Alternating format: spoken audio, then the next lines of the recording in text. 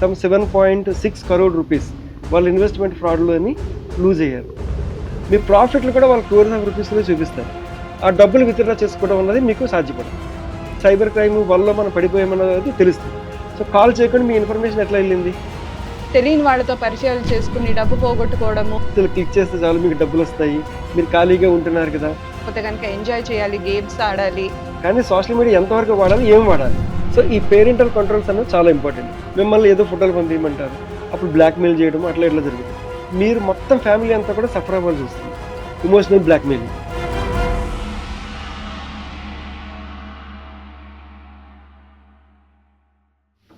నమస్కారం.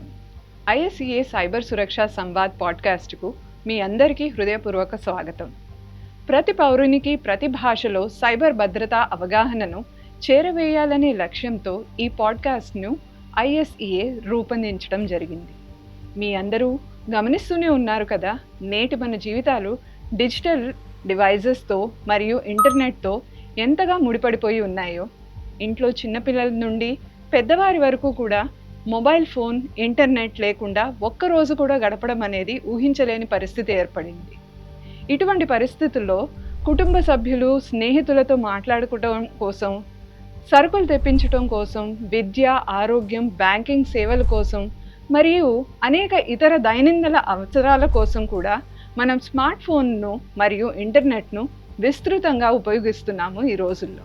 అయితే ఈ సౌకర్యాలతో పాటు ఫిషింగ్ సందేశాలు, నకిలీ సోషల్ మీడియా మోసాలు, డిజిటల్ అరెస్ట్ వంటి మోసాలు, పెట్టుబడి మోసాలు వంటి పలు రకాల సైబర్ ముప్పులను కూడా మనము వేగంగా పెరుగుతున్నట్టు చూస్తున్నాం.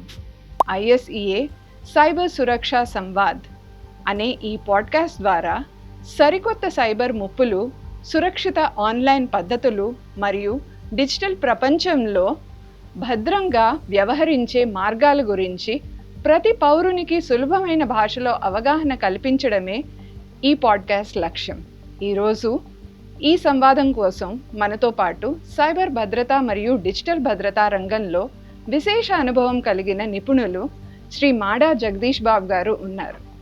వీరు ప్రస్తుతం సీడాక్ హైదరాబాద్లోని information security education and awareness ISEA ప్రాజెక్ట్లో మేనేజర్గా పనిచేస్తున్నారు. ఈ రంగంలో వీరికి విస్తృతమైన అనుభవం ఉంది. సార్, మా ఈ కార్యక్రమానికి వచ్చినందుకు మీకు ఎన్నో కృతజ్ఞతలు. Thank you. ప్రతి పౌరునికి సైబర్ భద్రత అవగాహన అనేది అవసరం. అయితే చిన్న పిల్లల నుంచి పెద్దవాళ్ళ దాకా అందరికీ ఈ భద్రత అనేది అవసరమా? ఒకవేళ అవసరం ఉన్నట్టయితే కనుక ఎవరి నుండి జాగ్రత్త పడాలో ఈ విషయాల గురించి మీరు కొంచెం చెప్పగలరా? Okay ma'am, thank you ma'am. మీరు అన్నట్టు పిల్లల నుంచి పెద్దవాళ్ళ వరకు ఈ సైబర్ మోసాలు లేదంటే సైబర్ ఇష్యూస్ మీద ఫేస్ చేస్తున్నారు. ఫర్ ఎగ్జాంపుల్ పిల్లల్ని తీసుకుందాం. ఆ పిల్లల్ని కానీ మీరు ఎగ్జాంపుల్ కానీ తీసుకున్నట్లయితే వాళ్ళు మార్నింగ్ నుంచి మొబైల్ ఫోన్ మీద ఉంటారు. మొబైల్ ఫోన్ వాడేటప్పుడు వాళ్ళు ఓన్లీ అంటే ఆన్లైన్ గేమ్స్ ఆడడం కానీ, రీల్స్ వాచ్ చేయడం కానీ ఇవన్నీ చేస్తూ ఉంటారు. ఈ చేసేటప్పుడు వాళ్ళు పేరెంట్స్ తాలూకా డీటెయిల్స్ కూడా అందులోనే ఉంటాయి. సో అందువల్ల మొబైల్ వాడేటప్పుడు ఆ పిల్లలు ఏంటంటే కనుక కొన్నిటి వరకు రిస్ట్రిక్షన్ చేసి వాళ్ళకి మొబైల్ ఇచ్చినట్టయితే కనుక వాళ్ళు సేఫ్గా ఉంటారు. అదేవిధంగా పెద్దవాళ్ళు కానీ మీరు చూసుకున్నట్టయితే కనుక వాళ్ళు ఈ మధ్యకాలంలో ఎక్కువగా మనం వింటున్నది ఏంటంటే కనుక ఈ ఇన్వెస్ట్మెంట్ ఫ్రాడ్స్ అని ఎక్కువగా వింటున్నాం.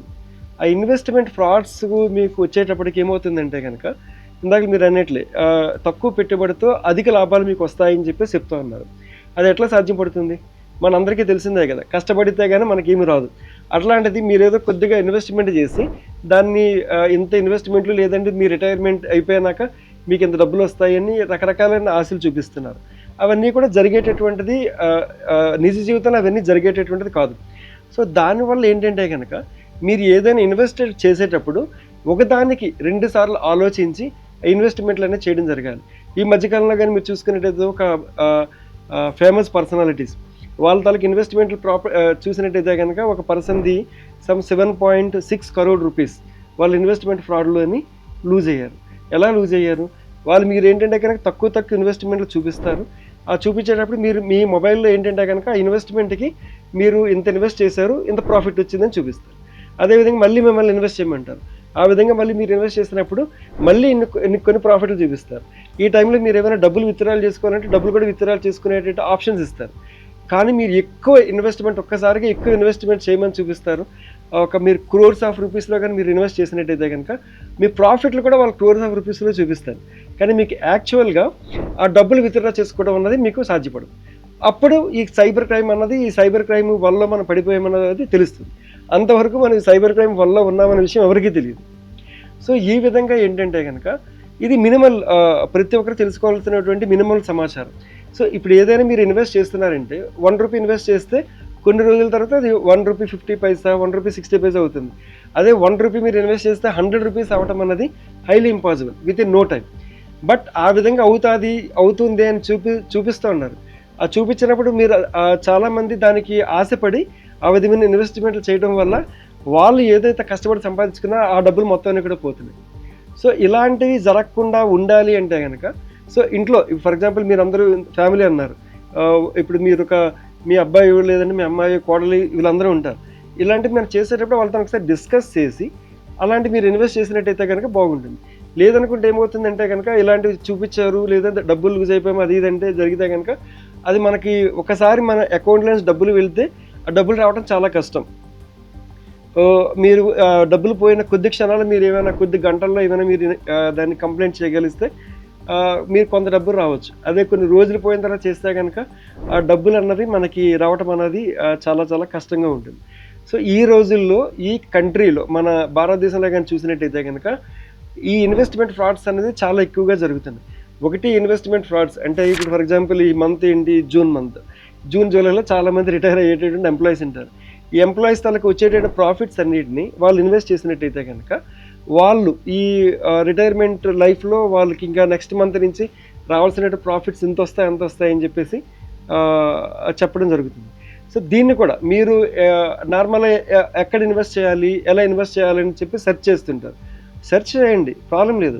కానీ మీరు సెర్చ్ చేసేటప్పుడు ఎక్కడ సెర్చ్ చేస్తున్నారు, ఎవరు మీకు కాల్ చేస్తున్నారు, మీకు సెర్చ్ చేసిన వెంటనే మీకు కాల్ చేస్తుంది డైరెక్ట్గా, సార్ ఇలా మీరు ఇన్వెస్ట్మెంట్ల కోసము చెక్ చేస్తున్నారు కదా, మీకేమైనా మేము హెల్ప్ చేయగలుగుతామా, హెల్ప్ చేయమంటారని అడుగుతారు.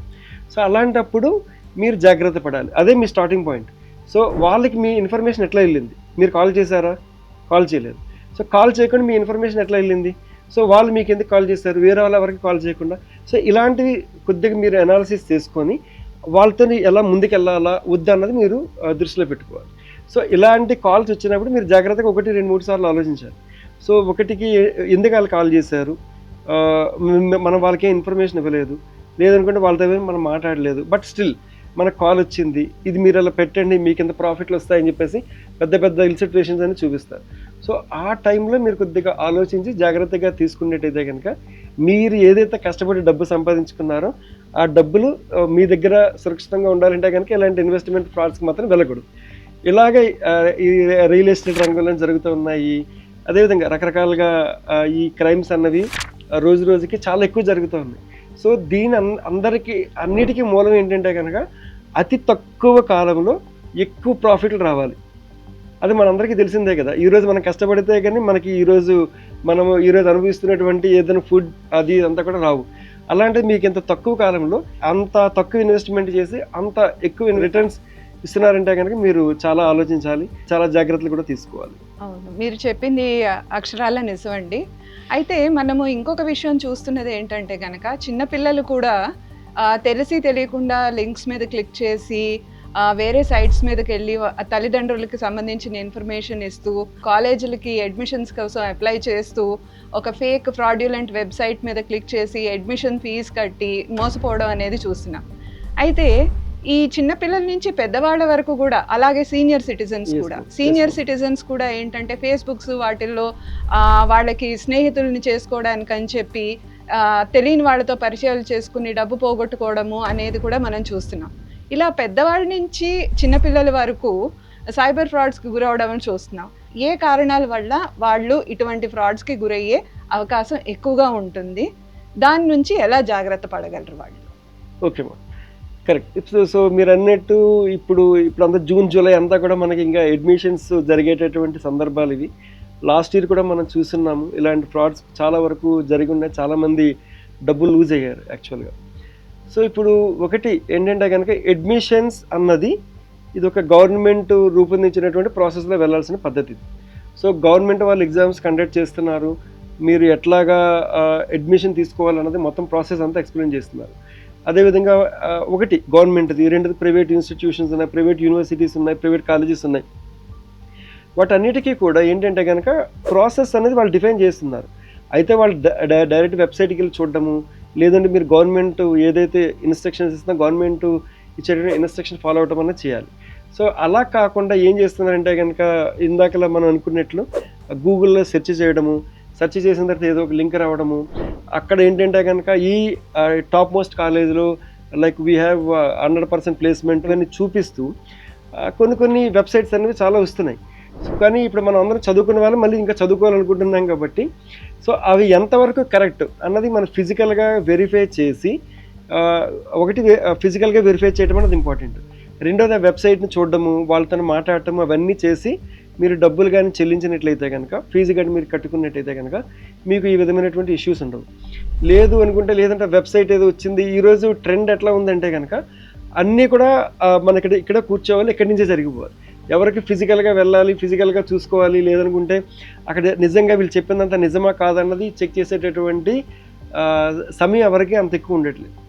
సో ఈ పరిస్థితుల్లో ఇదే సిచ్యువేషన్ని ఈ క్రిమినల్స్ యూజ్ చేసుకుంటున్నారు, వీళ్ళని ఏ విధంగా ఇచ్చేయాలని. సో దానికి సంబంధించి మన ఐఎస్ఏ వైపు నుంచి చెప్పేది ఏంటంటే కనుక మీరు ఫిజికల్గా కాలేజీకి వెళ్ళడము, వెరిఫై చేసుకోవటము, అదేవిధంగా కాలేజ్ దానికి వెబ్సైట్ ఉందా లేదన్నది చెక్ చేయటము, రెండోది వాళ్ళ ప్లేస్మెంట్స్ ఎట్లా ఉన్నాయి చెక్ చేసుకోవటము, నిజంగా ఫీజు ఉందా లేదా, అదేవిధంగా కాలేజ్ ఏదైనా ఎఫిలియేషన్ ఉందా లేదా, ఏదైనా యూనివర్సిటీకి ఎఫిలియేషన్ ఉందా, లేదంటే బోర్డ్స్ ఉన్నాయి, మనకి కొన్ని ఇన్స్టిట్యూషన్స్ ఉన్నాయి వాటికి ఎఫిలియేషన్స్ ఉన్నాయా లేదా, ఇవన్నీ జాగ్రత్తగా ఎఫిలియేషన్స్ అన్నీ ఉన్నాయా లేదని చెక్ చేసుకొని వాళ్ళతో ఫిజికల్గా మాట్లాడిన తర్వాతన మీరు ఈ పేమెంట్ ప్రాసెస్ ఏదైతే ఉందో దాన్ని చూసుకోవటం అనేది చాలా ఉచితమైనటువంటి ఆలోచన. అదేవిధంగా గవర్నమెంట్ కాలేజెస్కి వచ్చినట్టయితే వాళ్ళకి అన్ని ఇన్స్ట్రక్షన్స్ అన్నీ వస్తుంటాయి, అడ్వర్టైజ్మెంట్స్ లైక్ వెబ్సైట్లో వస్తుంటాయి, మీడియాలో సోషల్ మీడియాలో వస్తుంటాయి, అదేవిధంగా ప్రింట్ ఎలక్ట్రానిక్ మీడియాలో కూడా వాళ్ళు వస్తుంటాయి. సో వాటన్నిటిని మీరు జాగ్రత్తగా చూసి పే చేసుకున్నట్టయితే సరిపోతుంది. అదేవిధంగా ఇది ఎట్లా ఈ మధ్యకాలంలో జరుగుతుంది ఏంటంటే కనుక ఈ మీడియేటర్స్ ఎవరైతే మీడియేటర్స్ ఉన్నారో వాళ్ళు మీకు ఈ సీట్ ఇప్పిస్తాం, ఆ సీట్ ఇప్పిస్తాం, ఈ తక్కువ డబ్బుకి ఆ తక్కువ డబ్బుకి అట్లా అని చెప్తున్నారు. సో వాటిని కూడా మీరు వెరిఫై వాళ్ళని ఎంతవరకు నమ్మచ్చు, అసలు ఫస్ట్ ఆఫ్ ఆల్ వాళ్ళ దగ్గరికి ఎందుకు వెళ్ళాలి మనం. సో మనకు కాలేజ్ వెబ్సైట్ ఉంది, యూనివర్సిటీ వెబ్సైట్ ఉంది, లేదంటే అవన్నీ ఉన్నాయి. సో ఆ డీటెయిల్స్ ద్వారా మీరు వెళ్ళి జాగ్రత్తగా చూసుకున్నట్టయితే కనుక మీకు ఇటువంటి విషయాల నుంచి మీ అందరు మీరు సేవ్ చేసుకునే పద్ధతి ఉంది. రెండోది మీరు కొద్దిగా ఎల్డర్లీ పీపుల్ ఎవరైతే ఉన్నారో, ఇప్పుడు అందరూ ఎల్డర్లీ పీపుల్ కానివ్వండి, యూత్ కానివ్వండి, లేదంటే ఎంప్లాయీ ఎవరైనా కనుక ఏ కేటగిరీ ఆఫ్ పీపుల్ మీరు చూసుకున్నా కనుక అందరికీ ఇప్పుడు సోషల్ మీడియాలో ఉండటం అన్నది కంపల్సరీ. అదేవిధంగా సోషల్ మీడియా లేకపోతే వాళ్ళకి అంటే ఏదో ఏ ప్లాట్ఫామ్లో వాడకపోయినా కనుక ఏదో ఒక రోజు నుంచి సాయంత్రం వెళ్ళిపోయేసరికి మనం ఏదో యాక్టివిటీ చేయలేదని లెక్కల్లో ఫీల్ అయిపోతున్నారు జనాలు. సో సోషల్ మీడియా వాడండి, ఎవరు తప్పనట్లేదు, కానీ సోషల్ మీడియా ఎంతవరకు వాడాలి, ఏం వాడాలి, అలాంటి కొన్ని డిసైడ్ చేసుకొని మీరు ఇంత టైంలో ఇది వాడాలి, ఈ టైం నుంచి ఈ టైం వరకు ఇది వాడాలి, ఈ టైం నుంచి ఇది వరకు వాడాలి. సో అలాంటివి కానీ మనం కొన్నిటిని రూల్స్ కానీ ఫ్రేమ్ చేసుకున్నట్టయితే మనంతా మనం జాగ్రత్తగా ఉండొచ్చు. ఇందులోని ఈ మధ్యకాలంలో మీరు చూసినట్టయితే మీరు అన్నిటి elderly people or senior citizens, వాళ్ళకి ఎక్కడి నుంచో ఒక చిన్న రిక్వెస్ట్ వస్తుంది, హాయ్ మెసేజ్ అని ఏది వస్తుంది. వాళ్ళకి ఏంటంటే తెలిసి తెలియనటువంటి పద్ధతి అది, అంటే వాళ్ళకి తెలిసి చేస్తారని కాదు కానీ తెలిసి తెలియకుండా ఉండటం వల్ల వాళ్ళు ఏం చేస్తున్నారంటే ఎవరో మెసేజ్ పెట్టారు, వీళ్ళెవరో మనకు తెలిసిన వాళ్ళు ఏమో ఆ విధంగా అని చెప్పేసి వాళ్ళకి రెస్పాన్స్ ఇవ్వటము, వాళ్ళతో మెల్లమెల్లగా వాళ్ళు మీరు పరిచయాలు పెంచుకుంటారు, వాళ్ళు ఒక రకమైనటువంటి ట్రస్ట్ క్రియేట్ చేస్తారు. అంటే నేను మీకు తెలిసిన వాడినే అన్నటువంటి ట్రస్ట్ క్రియేట్ చేస్తారు. ఫస్ట్ ఒక సైబర్ క్రిమినల్గా చేసే పని ఏంటంటే కనుక ఒక ఎవరితోనే మాట్లాడినప్పుడు నేను మీకు తెలిసిన వాడిని, నేను ఇలా ఇలా ఇలా ఇలా వచ్చాను, ఇది మీ అబ్బాయి లేదంటే ఇది మీ అమ్మాయి ఫ్రెండ్ వాళ్ళ ఫ్రెండ్ అని ఇట్లా ఇలా పరిచయాలు చేసుకుంటూ వాళ్ళ విధంగా చేస్తారు. సో ఆ విధమైనటువంటి ట్రస్ట్ క్రియేట్ చేసి సో మీ ద్వారా ఇంకా వాళ్ళు ఏం చేస్తారంటే ఇట్లా ఆప్షన్స్ అన్నీ ఉన్నాయి, మీరు ఖాళీగా ఉంటున్నారు కదా, సో మీరు ఇట్లాంటి ఏదైనా జస్ట్ క్లిక్ చేస్తే చాలు మీకు డబ్బులు వస్తాయి, లేదంటే ఇందులో ఇన్వెస్ట్ చేయండి మీకు ఎక్కువ డబ్బులు వస్తాయి, లేదంటే ఇట్లాంటి ఆఫర్స్ అన్నీ ఉన్నాయి, సో ఇందులో కానీ మీరు ఇన్వెస్ట్ చేసినట్టయితే వాటన్నిటిని ఇట్లా వస్తాయని చెప్తారు. సో అవన్నీ కూడా మీరు ఒకసారి ఆలోచించాలి. సో ఎవరైనా ఎన్ని విషయాలను చెప్పచ్చు, అందులో డౌట్ ఏం లేదు, కానీ ఎవరు ఏం చెప్తున్నారు, అది ఎంతవరకు జెన్యూనిటీ, అంటే ఎంతవరకు ఏంటే కనుక పాతకాలంలో మనకి ఏంటంటే కనుక ఒక గ్రూప్ ఆఫ్ పీపుల్ ఉండేవారు, వాళ్ళు మనకు తెలుసు, మన వాళ్ళకి తెలుసు, అవన్నీ నడిచేవి. కానీ ఇప్పుడు ఇదంతా ఆన్లైన్ వరల్డ్ అయిపోయేసరికి ఎవరు ఇప్పుడు ఎక్కడి నుంచి ఎలా వస్తున్నారనేది మనకు తెలియట్లేదు. సో దాన్ని దృష్టిలో పెట్టుకొని ఎవరు పెద్దవాళ్ళు కానీ పిల్లలు కానీ ఎవరైనా కనుక, లేదంటే నీడీ పీపుల్ అంటే జాబ్ కోసం ఎవరైతే వెయిట్ చేస్తున్నారో ఆలోచిస్తున్నారో వాళ్ళు కూడా అందరూ ఆలోచించాల్సింది ఏంటంటే కనుక, ఎవరైనా మన అప్రోచ్ చేయాలంటే కనుక ఏ విధంగా అప్రోచ్ చేయాలి, ఎందుకు అప్రోచ్ చేయాలి, అది ఫస్ట్ ఆలోచించాల్సింది. రెండోది, వాడు చెప్పింది ఎంతవరకు జెన్యూనిటీ. అంటే మనకు తెలుసు కదా, మనం ఆల్రెడీ చదువుకొని ఉన్నాము, కొంత సీనియారిటీ ఉంది, అదన్నీ కూడా వాళ్ళు చెప్పేది ఎంతవరకు కరెక్ట్, ఇది అవునా కాదా అన్నది మనంతా మనం జడ్జ్ చేసుకోవాలి. ఆ తర్వాత వాళ్ళు మీరు డిస్కషన్ చేస్తారా, అది ఇదని డిస్కషన్లు అవన్నీ చేయొచ్చు. నెక్స్ట్ లెవెల్లో ఏమవుతుందంటే కనుక వాళ్ళు ఏవో ఫోటోలు పంపిస్తారు, మిమ్మల్ని ఏదో ఫోటోలు పంపించమంటారు, మీరు ఫోటోలు షేర్ చేసిన తర్వాత అప్పుడు వాళ్ళు ఇంకా దాన్ని రకరకాలుగా వాడుకుంటూ, లేదనుకుంటే ఈ ఫోటోలు మీ దగ్గర, ఈ ఫోటోలన్నీ మా దగ్గర ఉన్నాయి, అట్లా ఇట్లా అని చెప్పేసి అప్పుడు బ్లాక్మెయిల్ చేయడం అట్లా ఇట్లా జరుగుతాయి. ఇంకా మరొక నెక్స్ట్ స్టెప్లో వెళ్తే వాళ్ళు ఏం చేస్తున్నారు, మీకు కొన్ని ఆఫర్లు పంపిస్తున్నాము, ఆ లింక్ని క్లిక్ చేయండి, ఆ లింక్ క్లిక్ చేసిన తర్వాత మీకు కొన్ని డీటెయిల్స్ అడుగుతుంది, ఆ డీటెయిల్స్ కానీ మీరు ఫిల్ చేసినట్టయితే ఆఫరు లేదంటే ఐటమ్స్ అని మీకు డైరెక్ట్గా వచ్చేస్తాయని చెప్తారు. కానీ విషయం ఏంటంటే కనుక ఎందుకు ఇస్తున్నారు అన్నది ఆలోచించాలి. సో ఇప్పుడు మనం ఇంతమంది ఉన్న ఇంట్లో ఎవరెవరికైనా లేదంటే బయట వాళ్ళు ఎవరైనా వచ్చి మనకు ఫ్రీగా ఏమైనా ఇస్తారా, ఇవ్వరు కదా. సో ఆ విధంగా కానీ ఆలోచించగలిగితే మనము ఈ సైబర్ ఫ్రాడ్స్ నుంచి చాలా జాగ్రత్తగా ఉండొచ్చు, మనకి ఏ విధమైనటువంటి అపరాధాలు జరగవు. కానీ వాళ్ళు ఏదో ఆశ చూపి ఆ ఆశకి కానీ మీరు కానీ లోన్ అయినట్టయితే కనుక ఇప్పుడు మన దగ్గర ఏదైతే ఉన్నాయో అది పోతాయి. రెండోది ఏంటంటే కనుక మనకి ఉన్నటువంటి రిస్క్స్, అంటే రిస్క్ ఫ్యాక్టర్ ఏంటంటే కనుక సైబర్లో major risk factor any one member, ఒక మెంబర్ కానీ కుటుంబంలో ఎవరైనా ఒక మెంబర్ కానీ ఈ సైబర్ మోసాలు కానీ ఇట్లాంటి వాటికి కానీ బారిన పడినట్టయితే కనుక మీరు మొత్తం ఫ్యామిలీ అంతా కూడా సఫర్ అవ్వాల్సి వస్తుంది. హ్యూమిలేషన్, ఎవరికి మనం చెప్పుకోలేము, ఏం జరుగుతుందో తెలియదు, అది ఎప్పటికి రిజాల్వ్ అవుతుందో తెలియదు. సో ఏదైనా మన చేతిలో ఉన్నంత వరకే మనం జాగ్రత్త, మన చేతిలో నుంచి బయటికి వెళ్ళిందంటే కనుక మన చేతిలోనే ఏమి ఉండదు. అందువల్ల ఏంటంటే కనుక మన విషయాలు కానీ, మన ఫోటోలు కానీ, మీ డీటెయిల్స్ కానీ ఏవైనా వేరే వాళ్ళకి షేర్ చేసినప్పుడు చాలా జాగ్రత్తగా ఆలోచించి మీరు షేర్ చేయాలి. లేదంటే అది ఏదో అడిగారు మనకి ఏదో పంపిస్తారంటే కనుక నో, అట్లాంటివి ఎప్పుడు కూడా మనం తెలియని వాళ్ళకి షేర్ చేయకూడదు. మీకు తెలియకపోతే కనుక ఇంట్లో ఎవరైతే ఉన్నారో వాళ్ళని కొద్దిగా కనుక్కొని ఇది అవసరమా లేదా అట్లా అని చెప్పేసి మనం చేసినట్టయితే కనుక it will be good. So especially ఈ ఎక్కువగా ఏంటంటే కనుక ఒకటి ఎంకరేజింగ్, తక్కువ దీంట్లోని లేదనుకుంటే మీకు ఈ ఆఫర్లన్నీ వచ్చేస్తాయి అని చెప్పేసి ఆశ చూపించడము, ఆ తర్వాత మీలోని ఒక రకమైనటువంటి ట్రస్ట్ క్రియేట్ చేస్తారు, ఇది నేను మీ వాడినే అన్న లెక్కన ట్రస్ట్ క్రియేట్ చేస్తారు. ఆ ట్రస్ట్, ఇది మ్యాక్సిమంగా జరుగుతున్నటువంటి క్రైమ్ అంతా జరుగుతుంటే కదా emotional blackmailing. So emotional blackmailing ఇది నథింగ్ బట్ వన్స్ మీకు ట్రస్ట్ క్రియేట్ చేసిన తర్వాత ఆ ట్రస్ట్ ద్వారా వాళ్ళు ఏం అడిగినా మనం చేసే స్టేజ్కి వెళ్ళిపోతాం. సో అక్కడ ఈ ఇష్యూస్ అన్నీ స్టార్ట్ అవుతాయి. సో అక్కడ కానీ మనం స్టాప్ చేయగలిగితే మనంతా మనం సేవ్ చేసుకోగలుగుతాము. అట్ ది సేమ్ టైం మన కుటుంబం లేదంటే మన ఆర్గనైజేషన్ లేదంటే మన సొసైటీ నుంచి కూడా మనము హ్యాపీగా ఉండగలుగుతాం. సో దాన్ని ఎక్కడ ఏది ఉంచాలి అన్నది మీ అందరికీ తెలుసు, తెలియదని కాదు, బట్ ఎక్కడ ఏది ఉంచాలో దాన్ని అక్కడ కట్ చేసి పెడితే కనుక then we will be safeguard ourselves at the same time our family also safeguard in that digital space.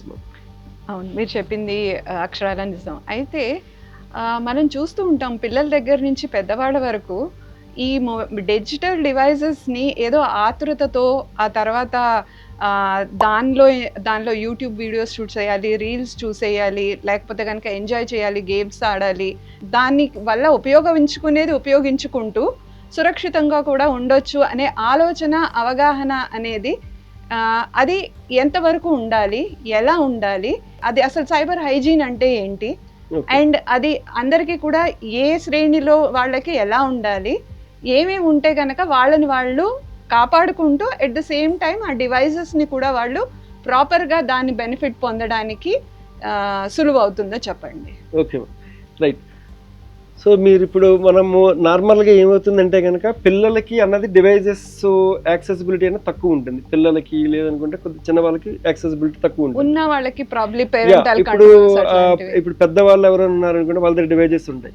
అదేవిధంగా మనము ఇక్కడ కూడా లైక్ మనం ఆఫీస్కి వెళ్ళి వచ్చిన తర్వాత లేదంటే బయటికి వెళ్ళి వచ్చిన తర్వాత డివైజ్ని అక్కడ పెడతాం. డివైజ్ మనం అక్కడ పెట్టిన వెంటనే మన పిల్లలు ఆ డివైజ్ని వాడటం స్టార్ట్ చేస్తారు, ఆ మొబైల్ను లేదనుకుంటే ఏదో విధాన్ని. సో ఆ వాడేటప్పుడు మీరు చేయాల్సింది ఏంటంటే దానికి ఒక పిన్ అనేది పెడతాం మనం డెఫినెట్గా. ఆ పిన్ అన్నది మీ దగ్గర ఉంచుకోండి. ఎస్పెషల్లీ పిల్లలకి ఇచ్చేటప్పుడు నేను చెప్తున్నాను మీకు. సో ఆ పిన్ ఏదైతే మీరు పెడతారో, పిన్ కానీ లేదనుకుంటే ఏదైనా వేరే అథెంటికేషన్ మెథడ్ ఏ మెథడ్లో మీరు వాడినా కనుక అథెంటికేషన్ మెకానిజం మీ దగ్గర ఉండాలి.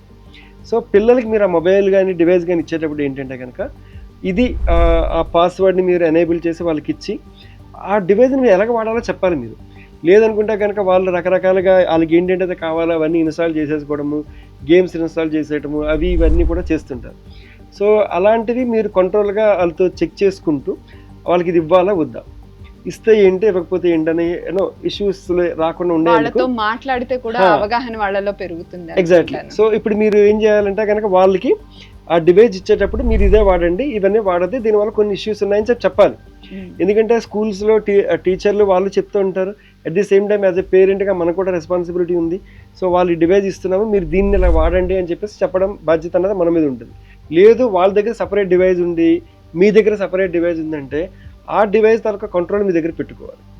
సో సింపుల్ కొన్ని ఫ్రీ ఓపెన్ సోర్స్ టూల్స్ కూడా ఉన్నాయి కదా మన దగ్గర. గూగుల్ ఫ్యామిలీ లింక్ అనేది ఒకటి ఉంది. ఇప్పుడు మీ పిల్లలు వాడేటటువంటి ఫోన్లో కానీ గూగుల్ ఫ్యామిలీ లింక్ని ఇన్స్టాల్ చేసి అదేవిధంగా మీరు మీ ఫోన్లో కూడా ఇన్స్టాల్ చేసినట్టయితే ఆ పిల్లలు ఏదైతే వాడుతున్నారో దానికి సంబంధించి ఆ ఫోన్ తాలూకా కంట్రోల్ చాలా వరకు మీరు పెట్టుకోవచ్చు. సో సింపుల్ థింగ్ ఏంటంటే కనుక వాళ్ళకి ఏ విధమైనటువంటి ఇన్స్టలేషన్ ప్రాపర్టీస్ ఉండవు, వాళ్ళు ఏ విధమైనటువంటి ఇన్స్టలేషన్ చేయరు. ఒకవేళ వాళ్ళు ఏదైనా మొబైల్ ఇన్స్టాల్ చేయాలనుకున్నారు అనుకోండి, ఆ రిక్వెస్ట్ మీకు వస్తుంది యాజ్ ఎ పేరెంట్ కింద. సో ఆ రిక్వెస్ట్ మీకు వచ్చిన తర్వాత మీరు ఓకే చేస్తే వాళ్ళు దాన్ని ఇన్స్టాల్ చేయగలుగుతారు, లేదంటే అంతవరకు వాళ్ళు ఇన్స్టాల్ చేయలేరు. స్క్రీన్ టైం కూడా ప్రాబ్లీ కంట్రోల్ చేయొచ్చు. ఆ స్క్రీన్ టైం కూడా మీరు ఏంటంటే కనుక ఒక 50 minutes 40 minutes మీరు పెట్టినట్టయితే కనుక ఆ 40 minutes మీరు స్క్రీన్ చూస్తారు, తర్వాత ఆటోమేటిక్గా ఇది అయిపోతుంది. రెండోది ఇంకా రీల్స్ అన్నది చాలా ఇంపార్టెంట్ మనకి. సో చూడొచ్చు, అవగాహన తెచ్చుకోవచ్చు. అది వాళ్ళకి రిలవెంట్ రీల్స్ అయితే కనుక గుడ్, వాళ్ళకి కూడా నాలెడ్జ్ గెయిన్ అవుతుంది, మనకు కూడా బెనిఫిట్ అనేది ఉంటుంది. సో ఆ రీల్స్ కూడా వాచ్ చేసేటప్పుడు ఏంటంటే కనుక ఇప్పుడు మీరు ఫర్ ఎగ్జాంపుల్ కంట్రోల్ ఉందనుకోండి మీ దగ్గర, వాళ్ళకి ఓన్లీ కిడ్ ఏదైతే పర్మిషన్స్ ఉన్నాయో ఆటోమేటిక్గా కిడ్ పర్మిషన్స్ వెళ్తాయి. మీరు నార్మల్గా ఒక జనరల్ సిటిజన్గా మీరు ఏదైతే అనుభవిస్తున్నారో, ప్రాపర్టీస్ అన్ని ఎంజాయ్ చేస్తున్నారో అటువంటివన్నీ వాళ్ళకి వెళ్ళవవి.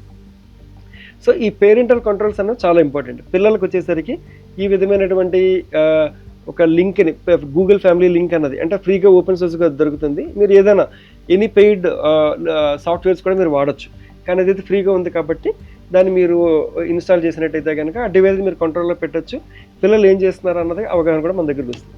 When it comes to the elderly people, so elderly people కూడా వచ్చినప్పుడు వాళ్ళకి కూడా ఇలాంటి కంట్రోల్ పెట్టినా ఆశ్చర్యం లేదు. ఎందుకంటే most of the elderly people are first time users. ఈ మొబైల్ని ఫస్ట్ టైం వాళ్ళు చాలా మంది వాడుతూ ఉంటారు. సో ఆ మొబైల్ వాడినప్పుడు so most of the things ఏంటంటే కనుక రెడ్ అండ్ గ్రీన్ బటన్ మాత్రమే చాలా వరకు తెలుసు. But when they are using this kind of smart phones and all, so you have to tell them like ఇలాంటివి చేయాలి, ఇలాంటివి చేయకూడదు. లేదంటే మీరు ఏదైతే పేరెంటల్ మీ పిల్లలకి ఏదైతే వేస్తున్నారో అట్లాంటిది కూడా వాళ్ళ దాంట్లో వేసినట్టయితే కనుక వాళ్ళకు కూడా అదే ఉంటారు. కానీ యాజ్ అ హోల్ ఏదో ఒక రోజులో ఎవరైనా ఏం చేస్తున్నారు అట్లా తెలుసుకోవటము, ఇది చెయ్యండి ఇది చేయకూడదు అన్నది మనకు తెలిసినంత వరకు వాళ్ళకి కానీ అవగాహన చేసినట్టయితే కనుక యువతల పిల్లలు సేఫ్గా ఉంటారు, పెద్దవాళ్ళు సేఫ్గా ఉంటారు. ఇంటర్నెట్ని కూడా మీరు ఎంజాయ్ చేయొచ్చు, మీకు ఉన్నటువంటి డివైజెస్ని కూడా మీరు హ్యాపీగా ఎంజాయ్ చేయడం జరగచ్చు. సో ఇంకొకటి ఏంటంటే కనుక ప్రతి ఒక్కరు ఇప్పుడు ఈ మొబైల్లో ఏంటంటే కనుక మీరు పిల్లలకి ఇచ్చే మొబైల్ ఏదైనా ఉందనుకోండి, దాంట్లో ఏంటంటే కనుక మన మోస్ట్ ఆఫ్ ది పీపుల్కి 1-2 డివైజులు ఉంటాయి. ఆ డివైజ్లోని ఈ పేమెంట్ యాప్స్ అన్ని ఇన్స్టాల్ చేస్తుంటాం మనం. యాక్చువల్గా ఈ పేమెంట్స్ యాప్స్ అన్ని అందులోనే ఇన్స్టాల్ చేస్తాం. యూపీఐ యాప్స్ అను లేదనుకుంటే ఆన్లైన్ షాపింగ్ యాప్స్ అని అట్లాంటివన్నీ చేస్తుంటాం. అందులో by default credit card feed చేస్తుంటారు, లేదనుకుంటే మీ యూపీఐ ట్రాన్సాక్షన్స్ అని ఫీడ్ చేస్తుంటారు. సో ఏం చేయాలంటే కనుక ఎక్కువ మంది అంటే మన ఫ్యామిలీ మెంబర్స్ అందరూ డివైజ్ని వాడుతున్నారు కాబట్టి సో మీ అవసరం అయిపోయిన తర్వాత ఈ పేమెంట్ మెథడ్ని డిలీట్ చేసేసారు. ఈ పేమెంట్ మెథడ్ అన్నది డిలీట్ చేసేయాలి. క్రెడిట్ కార్డ్ పెడతారా, ట్రాన్సాక్షన్ చేయండి, ట్రాన్సాక్షన్ అయిపోయిన తర్వాత క్రెడిట్ కార్డ్ డిలీట్ చేసేసారు. యూపీఐని పెట్టారనుకోండి, యూపీఐ పెట్టిన తర్వాత ఆ ట్రాన్సాక్షన్ అయిపోయిన తర్వాత దాన్ని డిలీట్ చేయడం చేయాలి. లేదు అనుకుంటే దాన్ని మీరు అట్లా కంటిన్యూ చేయాలంటే కనుక అది ఉంచుతూ ఇందాక మనం అనుకున్న పేరెంట్ కంట్రోల్స్ పెట్టుకుంటూ మీ డివైస్ సురక్షితంగా ఉందా లేదా అనేది మీకు తెలుసుకోవడానికి మాత్రము. ఎందుకంటే కనుక మన డివైస్ కొన్నామనుకోండి, అది 3 years వాడచ్చు, 4 years వాడచ్చు, 5 years వాడచ్చు. ఒక 3-4 years తర్వాత మీకు దానికి అప్డేట్స్ అనేవి రావు. సో వన్స్ అప్డేట్ అన్నీ రాలేదు అనుకున్నప్పుడు ఆ మొబైల్ అన్నది వీక్నెస్ స్టార్ట్ అవుతాయి and that mobile is become vulnerable. ఆ వల్నరబుల్ ఉన్నప్పుడు మనకి ఏ లింక్స్ వచ్చినా ఏం జరుగుతున్నదో అని మనకేమీ తెలియదు. సో దాని నుంచి మీ అంతా మీరు ప్రొటెక్షన్ చేసుకోవాలంటే కనుక మీరు ఇందాక సైబర్ హైజీన్ ప్రాక్టీస్ అని అడిగారు. సో ఆ సైబర్ హైజీన్ ప్రాక్టీస్ ఏంటంటే కనుక డెఫినెట్గా ఒక గుడ్ యాంటీవైరస్ అన్నది మీ డివైస్లో ఉండాలి.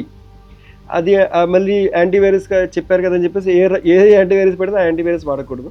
కాస్త మంచి కంపెనీవి ఏదైనా ఒక ఆ డివైస్ని బేస్ చేసుకొని మీరు యాంటీవైరస్ పర్చేస్ చేసి ఇన్స్టాల్ చేసుకున్న ప్రాబ్లం లేదు. రెండోది ఏంటంటే కనుక ఇప్పుడు most of the devices either it could be Android device కావచ్చు, ఐఓఎస్ డివైస్ కావచ్చు, వాళ్ళకి ఇన్బిల్ట్ అన్నది వస్తున్నాయి, స్కాన్ అవి ఇట్లాంటివన్నీ కూడా. అవి కూడా మీరు దాంట్లో ఇన్స్టాల్ చేసుకొని పెట్టుకున్నారనుకోండి, సో మీకు ఎప్పుడు అట్లీస్ట్ ఒకసారి 2 సార్లు 3 సార్లు కొన్ని రోజులు అయిన తర్వాత ఆ డివైజ్ని స్కాన్ చేయడం అట్లా చేయొచ్చు. అదేవిధంగా అది కూడా మనం ఎఫర్ట్ చేయలేము అనుకుంటే కనుక మీరు యాప్స్ అన్ని ఇన్స్టాల్ చేస్తున్నారు, మీకు రకరకాలైనటువంటి మెసేజెస్, వీడియోలు, ఇమేజెస్ అన్నీ వస్తుంటాయి మనకి, you know various instant messaging platforms దాని ద్వారా. సో దానికి మించి కూడా మీరు అంటే మనకు ఉన్నటువంటి మొబైల్ యాప్స్ అన్ని కరెక్ట్గా ఉన్నాయా లేదా అన్నది మీరు చెక్ చేసుకోవాలంటే కనుక ప్లే స్టోర్కి వెళ్ళి అక్కడ 3 డాట్స్ పైన ఉంటాయి, మన పేరు కానీ మన ఫోటో కానీ ఉంటుంది, దాని మీద 3 డాట్స్ ఉంటాయి. ఆ 3 డాట్స్ మీద కానీ మీరు క్లిక్ చేసినట్టయితే చాలా ఆప్షన్స్ వస్తాయి. అందులో ఒక ఆప్షన్ ఉంటుంది ప్లే ప్రొటెక్ట్ అని. ప్లే ప్రొటెక్ట్ అనే ఆప్షన్ ఉంటుంది. ఆ ప్లే ప్రొటెక్ట్ మీద మీరు వెళ్ళి క్లిక్ చేశారనుకోండి, మీ డివైస్లో ఉన్న యాప్స్ అన్ని లిస్ట్ చూపిస్తుంది. అక్కడ స్కాన్ అని చూపిస్తుంది. అక్కడ స్కాన్ అని కొట్టారనుకోండి, ఆ డివైస్లో ఉన్నటువంటి మొబైల్ యాప్స్ అన్నీ కూడా స్కాన్ అవుతాయి. ఆ స్కాన్ అయినప్పుడు మీకు ఏమైనా ఒకవేళ మీకు తెలియకుండా ఏవైనా అందులో యాప్స్ ఇన్స్టాల్ అయిపోయినా, లేదనుకుంటే వేరే యాప్స్ ఏమైనా క్లిక్ చేసినప్పుడు అంటే ఏమైనా ఇన్స్టాల్ జరిగినట్టు ఏమైనా ఉన్నట్టయితే కనుక ఆ విషయాలు కూడా మనకు అందులో తెలుస్తాయి. కానీ యాంటీవైరస్ అన్నది చాలా ఇంపార్టెంట్ మన డివైస్కి. ఎందుకంటే మన అందరం మొబైల్ డివైస్ని 20,000, 30,000, 40,000 పెట్టుకుంటున్నాం. But at the same time ఇప్పుడు నేను ఏదైతే మన యాంటీవైరస్ అంటున్నామో అదొక 200-300 రూపీస్ ఉంటుంది మీకు మ్యాక్సిమం 1 ఇయర్కి. 1 ఇయర్ సబ్స్క్రిప్షన్ తీసుకొని ఇన్స్టాల్ చేసుకున్నట్టయితే ఒకవేళ మీకు ఏమైనా లింక్స్ లేదనుకుంటే మెసేజెస్ ఏ వచ్చినా క్లిక్ చేసినా కనుక అక్కడ దాంట్లో ఏమైనా ఉన్నాయనుకోండి, అంటే వైరసెస్ కానీ మాల్వేర్ కానీ ఉన్నాయనుకోండి, ఈ ఫైల్ డేంజరస్ అనో లేదనుకుంటే ఇది ఓపెన్ చేయొద్దను అట్లాంటి మీకు మెసేజ్ వస్తుంది. సో దాని ద్వారా మీరు డివైస్ని మీరు సురక్షితంగా ఉంచుకోవచ్చు. అదేవిధంగా మీ డివైస్లో ఉన్నటువంటి యాప్స్ని సురక్షితంగా ఉంచుకోవచ్చు. అదేవిధంగా మీరు ఏదైతే పేమెంట్ మెథడ్స్ అన్నింటినీ కనెక్ట్ చేశారో ఆ పేమెంట్ మెథడ్స్ అన్నింటినీ కూడా మీరు యూనో ప్రాపర్ అండ్ సేఫ్ మెథడ్లోనే ఉంచుకోవడం అనేది చేయొచ్చు యాక్చువల్లీ. Thank you sir. అయితే ఇంకొక విషయం సార్, ఒకవేళ ఈ జాగ్రత్తలన్నీ తీసుకున్న తర్వాత కూడా ఒకవేళ ఏదో ఒక కారణం వల్ల మనకి తెలియకుండా చేసిన ఒక పొరపాటు వల్ల మనం ఒక సైబర్ ఫ్రాడ్కి లేదా సైబర్ మోసానికి కనుక గురైతే కనుక మనం తీసుకోగలిగిన చర్యలు ఏమిటి, అది ఎలా మనకి హెల్ప్ చేస్తుంది, ఆ విషయంగా గురించి కూడా చెప్పండి. షూర్ మ్యామ్, అది చాలా మంచి క్వశ్చన్ మ్యామ్. యాక్చువల్గా చాలామందికి దీని మీద అవగాహన అన్నది లేదు. సో అట్లీస్ట్ ఈ పాడ్కాస్ట్ ద్వారా కూడా చూసిన వాళ్ళందరూ కూడా మీరు తెలుసుకోండి. అదేవిధంగా మీకు తెలియని వాళ్ళకి ఫ్యామిలీ మెంబర్స్ వాళ్ళందరికీ కూడా దీన్ని ఇన్ఫర్మేషన్ పాస్ ఆన్ చేయండి. సో ఒకవేళ మీకు ఏమైనా సైబర్ ఫ్రాడ్ అట్లాంటిది ఏమైనా జరిగింది లేదంటే డబ్బులు ఏమైనా పోయాయి అనిపిస్తే కనుక ఇమ్మీడియట్గా 1930కి మీరు కాల్ చేయాలి. సో 1930 కూడా కాల్ చేయడం అంటే కనుక ఫ్రాడ్ ఈరోజు జరిగిన తర్వాత ఒక 2 days 3 days తర్వాత చేస్తే కనుక మనకి దాని తాలూకు ఇంపాక్ట్ చాలా తక్కువ ఉంటుంది. సో ఫ్రాడ్ జరిగింది, మీకు ఏదైనా మెసేజ్ వచ్చింది, వెంటనే మీరు ఏదో ఒక అబ్జర్వ్ చేశారు.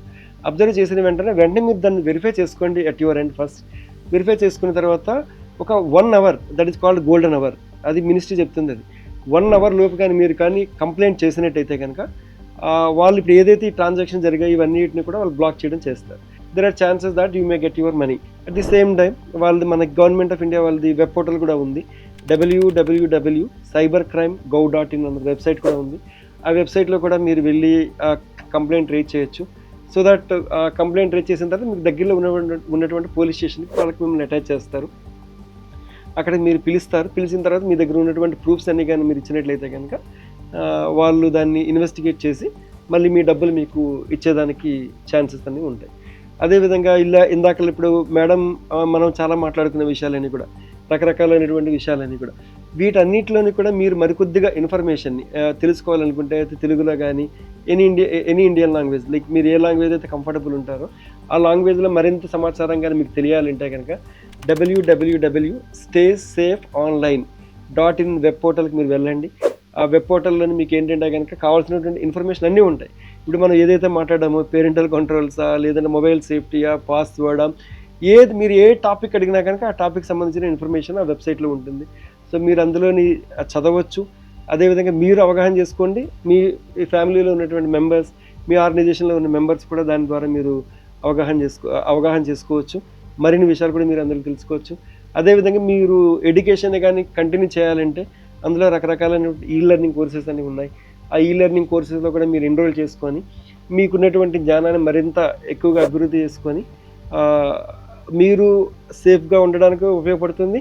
అదేవిధంగా మన కమ్యూనిటీలో మన ఫ్యామిలీ, అది కమ్యూనిటీ అంటే మన ఫ్యామిలీ అవ్వచ్చు, ఆఫీస్ అవ్వచ్చు, బయట ఉన్నటువంటి కమ్యూనిటీ మెంబర్స్ ఎవరికైనా కనుక మీరు అవగాహన చేయడానికి ఉపయోగపడుతుంది. చాలా చాలా ధన్యవాదాలు సార్. మాకు ఈ విలువైన ఇన్ఫర్మేషన్ ఇచ్చినందుకు. మా వ్యూయర్స్ అండ్ ఆడియన్స్కి కూడా ఈ ఇన్ఫర్మేషన్ చాలా ఉపయోగపడుతుందని నేను భావిస్తున్నాను. సో మీ అందరికీ తెలుసుకున్నారు కదా, మన సైబర్ నేరాల నుంచి మనల్ని మనం ఎలా కాపాడుకోవచ్చు, ఏ చర్యల వల్ల మనం భద్రంగా ఉండొచ్చు అనేది మీరు మిమ్మల్ని సైబర్ సురక్షితంగా చేసుకోగలరని ఆశిస్తూ ఈరోజు ఈ పాడ్కాస్ట్ని నేను ముగిస్తున్నాను. Thank you.